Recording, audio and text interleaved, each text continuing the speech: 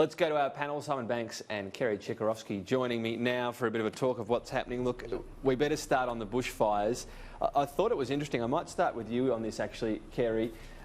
What Paul Kelly had to say today, that yes, no one's really going very far and getting into a big political debate on the day of these catastrophic alerts, as in yesterday, but that once the dust settles, he believes Scott Morrison will probably need to take a different overall policy to the next election. What did you think of that?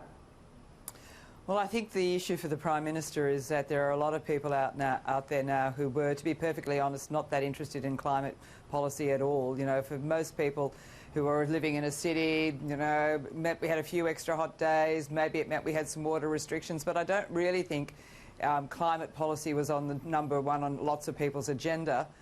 What the bushfires have done have made it very much in everybody's face. I mean, whether you were affected directly, whether you were living in an area where you could see the smoke, if you just lived in Sydney, you could see all that terrible, terrible air around you. So I think what it has done, not to mention it has raised the collect. Oh, totally, Tarramara, you know, and I know that area up there. It was not far from my old electorate. So yes, but it's done, it's raised the collective consciousness of a lot of people for whom climate change probably wasn't a number one issue. I think now will be very much on people's minds, and as a consequence of that, both sides of the House are going to have to come to a policy that is both effective and deliverable and acceptable to the community. It's an interesting time. I mean, Labor stayed well away from the Greens, who were trying to sheet home personal blame almost for the fires, which, you know, when you think of climate change exacerbating, as in having some impact on fires, but we, Australia, being responsible for 1.3% of emissions, and the Morrison government having been in power for a year, I mean, it just really stretches credulity, well, really. It misunderstands the science, which is what I think one of the things that many people find quite objectionable. And also, but it represents this idea that it can be shut down, right? So you start a debate, you're going to lose. But for Labor, they've just had their own review saying, hey, careful what you say about coal workers, and people saying pull back on environmental policy. And I suppose others in the party will be saying, well, maybe minds will be changed.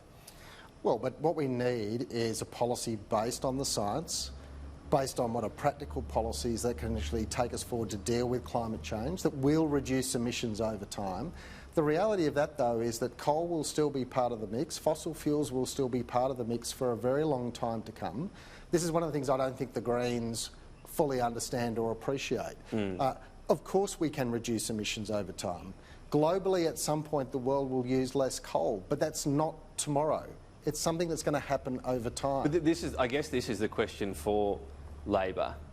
Coal was a massive earner from Australia, apart from anything else. Our biggest export in dollar terms. It is, but what we also... But when you say it's going to be used for a very long time, I mean, the IPCC suggests in one of its reports in 22 years we should virtually stop using fossil fuels for energy. So, but one of the things is that a lot of these decisions are going to be made outside of Australia. They are. They're going to be made by the investment community. They're going to be by people, whether they build a new coal-fired power plant in China. And depending on what the US does in other countries, and so they're not acting. And so we need to start preparing for a world which is changing, and that's effectively what Anthony Albanese talked about the other day. So things like the hydrogen economy are just one example of where Australia has enormous potential, where we can create enormous wealth, lots of jobs for Australians, and particularly in regional Australia. And he clearly doesn't want to talk about here's the day we want to sort of end the industry, because that didn't work well for them, because of the wealth it brings into the country, of course. But does that mean you can just have no policy and we'll export as much coal as long as people want to buy it? Well, the answer is there'll be people who will buy it for quite a long period of time. But the reality, too, is that those jobs will disappear because of those decisions that are already being made overseas. So if we're not preparing for that, if we haven't got a plan for those workers... So prepare for the transition rather than say, here's when we're going to come down on coal, basically. Exactly. And the final part on this, Kerry Chikarovski, I thought it was interesting, Ross Garnaut, in launching his book, he's focusing all about the economy, the economic opportunities. Yep.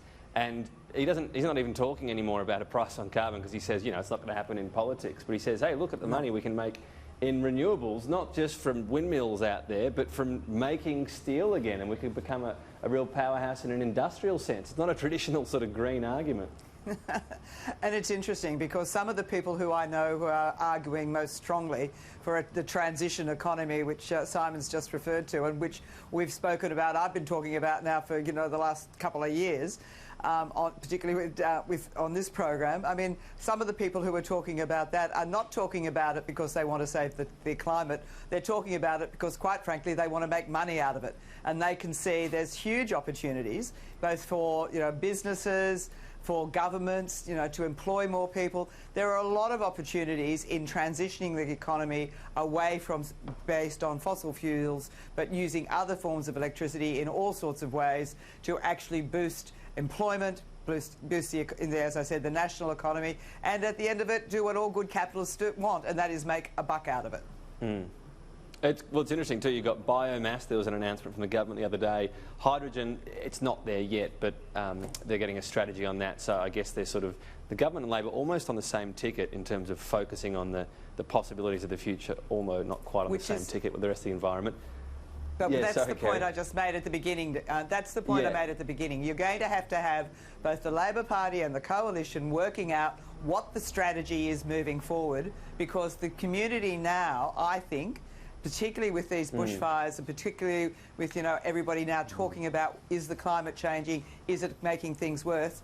The government and the opposition cannot ignore getting together and getting a responsible, deliverable policy. It's just not going to, if they don't do it, then they're going to both get creamed. They might be. I mean, you say they cannot ignore it. They've proven pretty good at it in the past. It'd be a breath of fresh air. We live in eternal hope. Let's talk about wages. Not a lot of hope going on here right now for a significant boost, so we're just kind of ambling along still, Simon Banks. Yeah, I mean, as recently as May, Josh Frydenberg was saying that increasing wage growth was going to be a clear priority for this government, and we've gone backwards. We've gone backwards. Kerry, what's the great white hope here? Time? Well, they keep on talking about, the massive infrastructure build that's going to come or is in the pipeline, and that's going to help because, that'll create more jobs and create more demand for jobs. So, I mean, at the moment, I can't see any other way forward because there's not a lot the government can do to encourage people to employ more people than what they've done already. So, it's not a great outlook. We're kind of on the surplus weight, though, right? So once this surplus, presumably it does happen, I mean, there's another issue now with the bushfires, what it does for the economy, the drought as well, so that there's headwinds even to the surplus now. But if and when that happens, you feel as though the the political imperative's gone, and then perhaps we'll see that stimulus rolled out. That's probably the hope, I guess. Well, as I said, you're quite right, because it's not only bushfire, drought, aged care. There's a whole lot of things at the moment which are going to be putting pressure onto that surplus. If the government remains committed to it, there's not a lot of wriggle room to do too much else beyond, as I said, the infrastructure program they've already announced. What would we see in a concrete sense from Labor around wages? It's kind of hard to get a wage policy I'll give you isn't it? Two very practical things. Labor's already been talking, for example, about bringing forward some of the personal income tax cuts or having a kind of an investment guarantee. The tax cuts wouldn't be wages per se, but it's take-home money. It puts some extra money into people's pockets. But there's also, and a lot of the business community are talking about it too, creating additional depreciation on assets to be able to bring forward some investment, particularly in job-creating areas of the economy, which could be very useful. But there's a very simple one the government could do that actually won't cost the budget. In fact, it'll probably boost it, which is stop the cut to penalty rates. Yes, I do. That will put money straight back into people's pockets. Let's finally talk about an interesting issue today. Pauline Hanson on this family law inquiry, a change.org petition that has been gathered up. I think Larissa Waters was presenting it in some form. 70,000 signatures. Look, that won't change the government's mind, but does it remain an awkward one for the government given some of her personal utterances in the Senate, Kerry? Look, I think the problem with this area is that pretty well everyone in some shape or form has had some dealing with the family law court. Put my hand up, been there, done that. So if we're going to exclude everyone on the basis of their engagement or involvement or knowing of people who've been involved with the family law court, you're probably going to struggle to find anyone to put on that committee. I do appreciate that there has been a slightly different approach with Pauline. She's been quite vehement about some of her commentary. But I had a look at the committee, and there are a number of people on that committee, most of whom I think will be very sane, sensible and committed to making sure that the outcome of any report is balanced. Pauline will only, yes, she's the Deputy Chair, but she will only be one voice on that committee. And I think Kevin Andrews and others, including some of the Labor members, will make sure that they conduct the hearing in a very fair and reasonable way, and will produce a fair and reasonable report. So careful not to get, we're nearly out of time, but should Labor be careful not to get too carried away with the optics of this? I think the bigger problem with this inquiry is that we've got 60 recommendations there from the Australian Law Reform Commission, very pragmatic things that would actually make the system work better, and this inquiry is just delaying, once again, this government getting on with practical reform that will help people.